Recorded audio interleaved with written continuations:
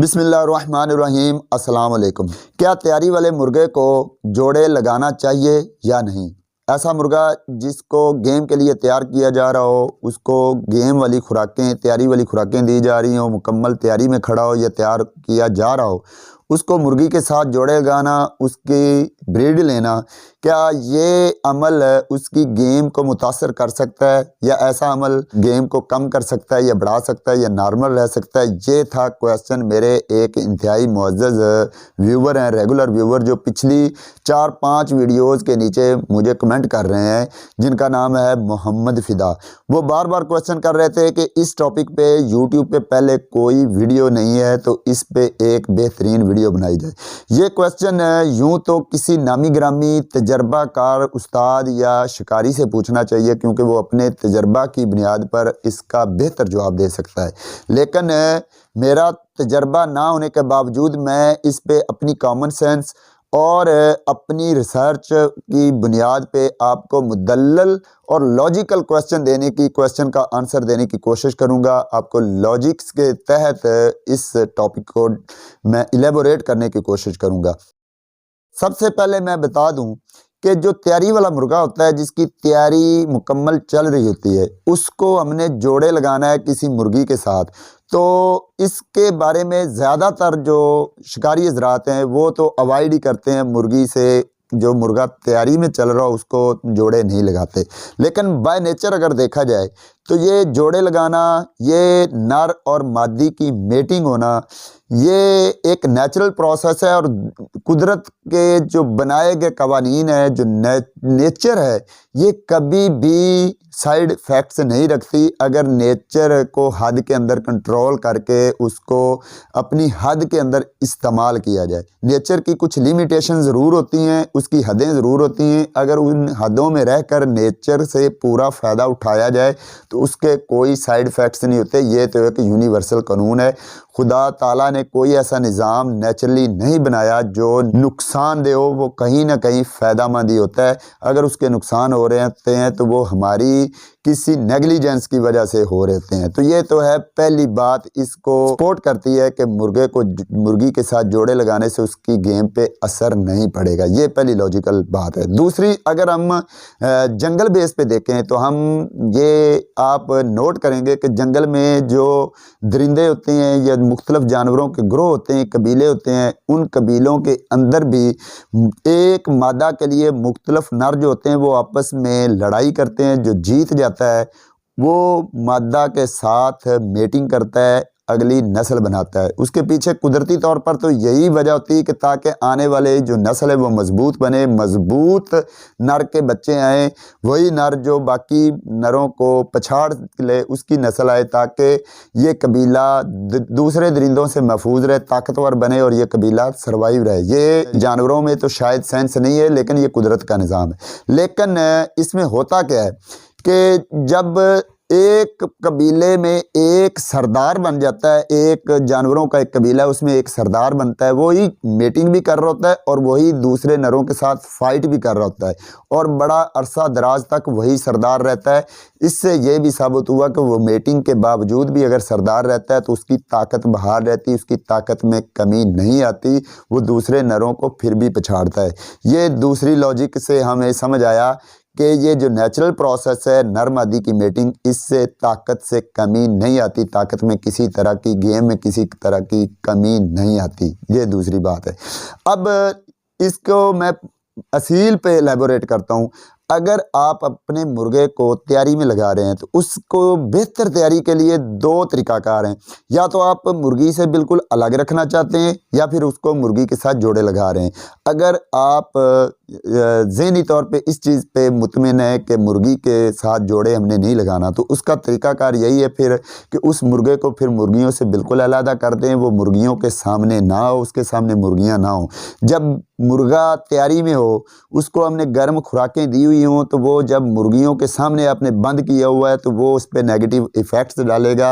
ज़हन में बनने वाले जो हार्मोन्स हैं वो उसकी कमज़ोरी का फिर सबब बनेंगे। तो आप ऐसे मुर्गे को जिसको आप तैयारी तो दे रहे हैं लेकिन मुर्गी के साथ नहीं लगाना चाहते, तो उसका बेहतरीन फिर तरीक़ाकार ये है कि उसको मुर्गियों से दूर रखा जाए। हो सके तो वहाँ पे रखा जाए जहाँ पे मुर्गियों की उसे आवाज़ ही ना मिले, आवाज़ भी ना सुने, वो अलग थलग रहे। इस तरह वो उसका जो ज़हनी मैच्योरिटी है वो इस साइड पे नहीं आएगी और वो स्ट्रॉन्ग होगा।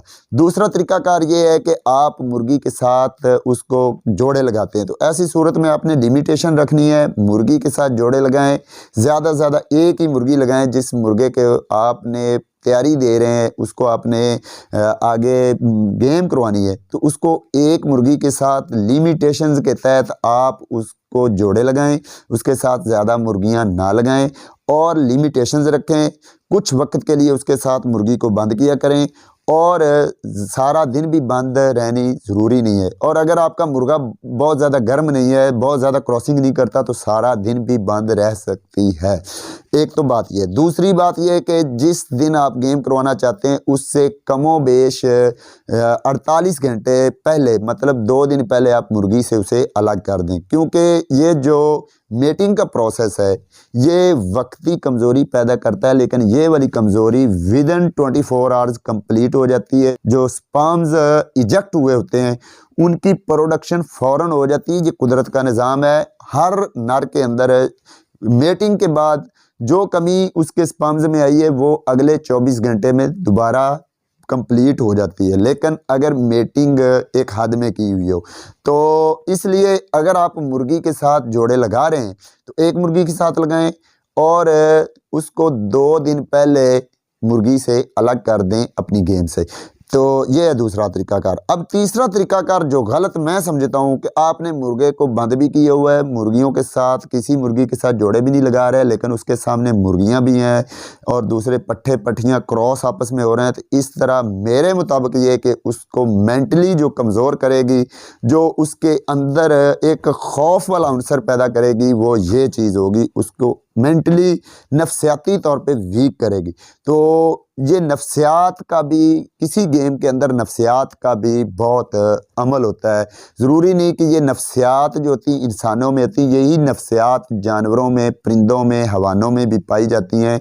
जो परिंदा नफ्सियाती तौर पर स्ट्रॉन्ग होगा, वो अगर ताकत में थोड़ा सा वीक भी है तो वो अच्छा परफॉर्म कर जाएगा। लेकिन जो परिंदा नफ्सियाती तौर पर वीक है, उसकी जितनी अच्छी मर्ज़ी आप तैयारियां दे लें, उसको जितना मर्ज़ी स्ट्रॉन्ग कर लें, आप जितने मर्ज़ी इंजेक्शंस उसको पावर बूस्टिंग लगा रहे हैं, जब वो नफ्सियाती तौर पर वीक है, डिप्रेस है, तो वो कभी अच्छा परफॉर्म नहीं कर सकेगा।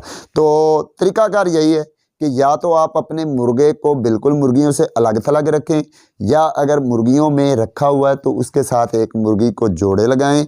जिसकी आप ब्रीड लेना चाहें, अच्छी मुर्गी किसी को, उसके साथ जोड़े लगाएं और गेम से कमोबेश 24 घंटे या 48 घंटे पहले उसको मुर्गी से अलग कर दें। और आप उसके बाद आपकी जो तरीक़ाकार है, इंजेक्शन लगाने हैं, जिस तरह आप तैयारी देते हैं वो आप ज़्यादा बेहतर जानते हैं, वो आप तैयारी दें।